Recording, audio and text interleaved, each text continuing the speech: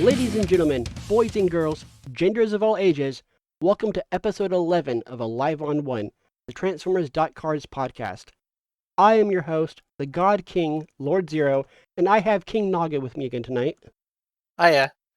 Tonight we're going to be talking about the current Season 3 Encounter 3 results, the Encounter 4 signups, updates to our release schedule, and maybe hinting at something else coming out soon.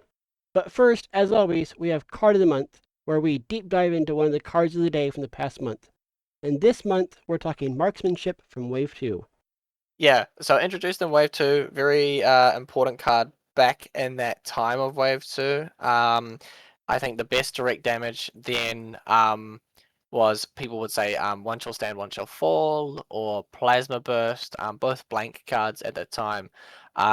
So getting a range do 2 damage to a bot mode character seemed quite restrictive at first, but then when you started looking at what characters are good, what characters are played, what characters became played because of Marksmanship, I saw a lot of play.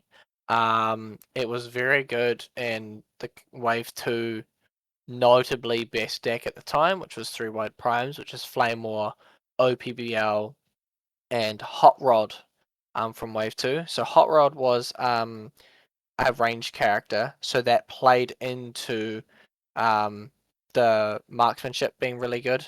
He was a very good stat line, 14-2, a tough 1, which is at the time of Wave 2 really good, and it fit really well with Prime. So you could mash in Marksmanship, Plasma Burst, One Shall Stand, One Shall Fall, all into the deck in Optimus Prime, Battlefield Legend. When he swung, he just hit something that did damage and then smacked really hard. So it was really good.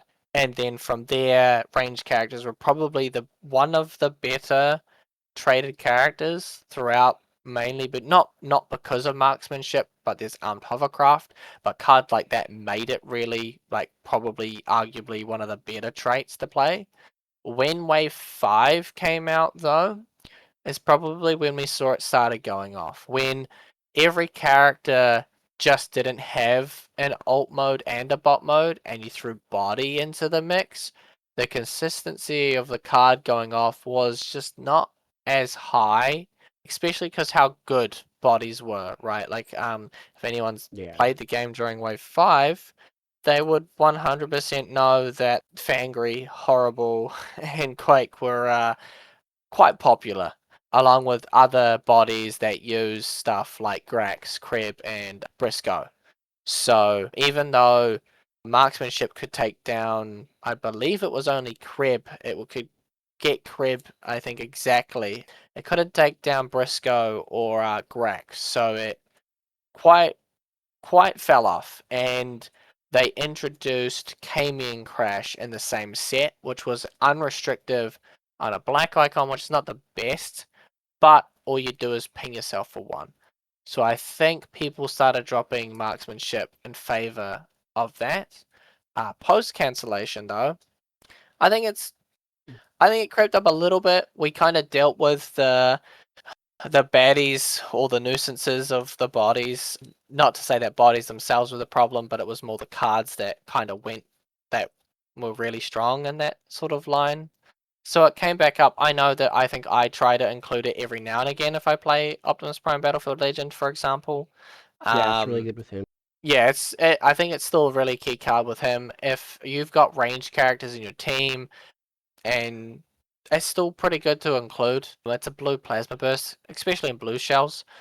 So it kind of went in a downwards, and then it kind of came back up. Not as popular as it was back in Wave 2, but considering we now have 10 waves of cards instead of only 2 back then, every card kind of fights for the best spot. But it's any card that still sees some play means that it is relatively strong and it's doing relatively good. Anecdotally, in my local scene, blue was very heavy, because this is all, prior to Wave 5. Wave 5 obviously came out during COVID, so we never really had a chance to use it in person. So most people play blue, and pretty much all blue decks ran it as a 3-0. Yeah, it was really good. Yeah. Super good. That said, what was the last event someone actually played it? Ooh, it's been a long time. Oh, don't say that.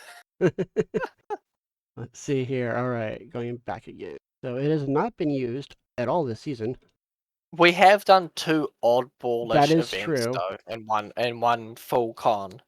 So the last event we saw in was the Omega Invitational, played as a one of, and that Was that was me? yes, that was actually you. You're the only Oh, person to there you play it go. in the OI. And I'm very confident I was playing Optimus Prime Battlefield Legend, wasn't You I? were indeed playing Optimus Prime Battlefield Legend. Oh, there you go.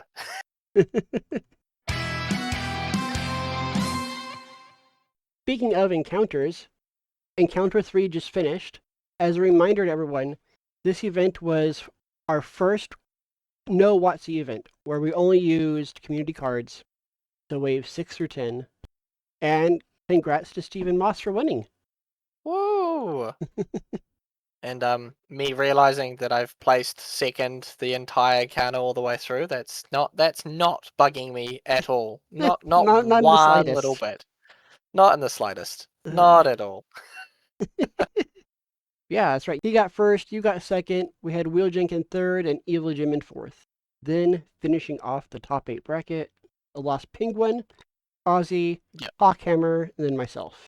It was definitely a very interesting one to go back and read like all the tournament data from. I remember after we finished, me versus Steven, I think it was, or it may have been a little bit later. I think it was me and you ran through some of the numbers of the Yeah. stuff that was in there, and it was really interesting to see. It was so interesting to see. I've now completely forgotten all the good points that we kind of made in that conversation I that think we the had. biggest one to us, or the biggest point, is that Anglemoss Surge was Oh yeah. played as a 3 of in the top 4 decks. All 4 of them. Mm. Yeah, for sure. And that's That kind of was crazy. It was really crazy. Oh yeah, and then we made comments about how the only really effective removal being Impetuous Stand was played in 9 of the decks. 9 of the total decks in the event, and the most n- played card in the event too. yeah. And then Vampire Riven coming up a close second, and Fusion Pistol coming up like super close third. Mm-hmm. I think it's very interesting to have a look. We had Impetuous Stand at 23, and then after the first slot, second all the way down is just super tight. 17, 16, 15, 15, 14, 13, 12, that sort of thing. That was the interesting thing. I've just realized there's 12 copies of Anglemore Surge played in the entire event, and all of those were the top 4, I believe. Yeah. So yeah, maybe that card was just the card. I mean, to be completely fair, if anyone managed to potentially watch the finals match between me and Steven, the game was over at that point. I don't think me or Steven were expecting the game to finish on that last attack with Anglemore Surge, but it did, and we were both like, huh, okay, it's over. We were expecting to probably play for another 10, 15 minutes, and it was just over then. So yeah, very good card. Very, very good card. I always use the term where, like, I think it's an S-class card, but I don't think it's OP. For sure. I think definitely the characters that were available in this sort of format were surprisingly mostly melee, and you lost like a whole bunch of armed hovercrafts. You didn't have a lot of stuff or reasons why you'd want to play some of the other traded characters, which is good, right? Because I mean, like we touched on Marksmanship before, ranged was very dominant through waves 1 through 5. Carrying on mostly, to be completely fairness, now was range is probably still the most valuable trait out of all 3 of the, I say battle ones, or the The main 3. the main 3, the specialization traits, the melee, ranged, or specialist sort of thing. But yeah, it's super interesting to see that melee was 100% the clear sort of winner out of those 3 for this. Did any other decks interest you in the event? I think the main thing that was beating me up about the entire thing is when I lost to Evil Gem playing Scorponok. I can't escape that man. He's gonna be the bane of my existence. Was just not remembering that Scorponok was a thing, and he was just a big dude, and then he just punches really hard, and then it was stuff like I could have played Sever Combiner hand, green +1, but if you're defending against basically a Combiner or a big guy, you get more defense and stuff like that. I just didn't think about it. It would have helped a lot. But yeah, so I was quite surprised, I think, afterwards. I figured Scorponok would be good, but I didn't really click to it, so I I think think Scorponok is exceptionally good when there's limited upgrade hate. oh yeah, for sure. That was definitely the other thing. The Zarek shield just kind of staying was interesting Yeah. enough. So yeah, that was rather interesting. Yeah, I mean, other than that, I know I helped Hawk with his rack and rolling in Galvatron one, which was quite interesting to see. Sandman's Bludgeon Galvatron was actually really cool to like verse. Quite stonewally, like it was just put up a big wall and then the two big tanks just kind of beat up on you, which is really cool. I think Galvatron was a very somewhat important character. It's sad that he didn't get to shine higher in the top, like he didn't make it the top 4, just because I thought flipping to alt mode to getting rid of an upgrade was probably going to be very valuable. I liked Penguin's Shark deck. I completely played wrong against it, but it was such an annoying deck to face when playing wrong against. Because every time you kill a shark, it's just Yeah, you need to kill De La Rava. Yeah, yeah, yeah. yeah. I didn't unfortunately manage to verse Penguin, but you'd kind of expect someone to play Sharks, and someone did. Yeah, exactly. So I'm actually yeah, yeah. surprised that if anything, that's the surprise there is that more people didn't. Yeah, actually, I'm surprised no one touched Junkions at all. Maybe they just didn't have enough going for them. They missed. I was trying to think of a build, but in my mind, when I build Junkions, I build like Drifter with RC from Wave 1. So with RC from Wave 1 missing, I was like, oh, I can't play 4 wide. This feels awkward. Don't really want to do this now. And I just kind of threw the idea out of the window. Another thing that I was sort of surprised with, and I commented it on with, I believe it was Aussie, was Rabble Rouser. I'm surprised I only saw Rabble Rouser in the sideboard. I think of only his deck too. I thought that card would come up so much more because there would be so much more Quintessons and Junkions, but I guess kudos to the people who thought about it and didn't do it because there actually wasn't that many Quintessons and there was no Junkions, I think. Oh, well, sorry, I think there was technically, it says there's 2, Detritus and Chomp, but there was no, like, Junkion deck. So I thought he was going to be really good. And then I believe he played Sea Spray. I think there was quite literally a deck that I tried and I was going to put together. Yeah, I was going to do just the ball of stats was just going to be, it was what it was called, was Broadside, Rabble Rouser, and Sea Spray, because they all have very good stats. Sea Spray, if he battles a character in bot mode while he's in bot mode, gets +1 attack and +1 defense, and he becomes Barrage stat line with an extra defense point, I should add, for a star less. Doesn't get polled, but the ball of stats as it is, and Rabble Rouser can get up to 6 base attack for a 6-star against 2 factions, and I mean Broadside's big.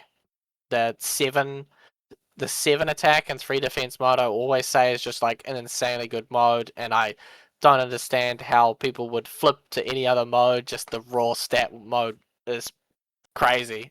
But yeah, that was cool to see that come out, but I'm surprised again, yeah, no one played a lot of Rabble Rouser. I'm also surprised no one played Terracons.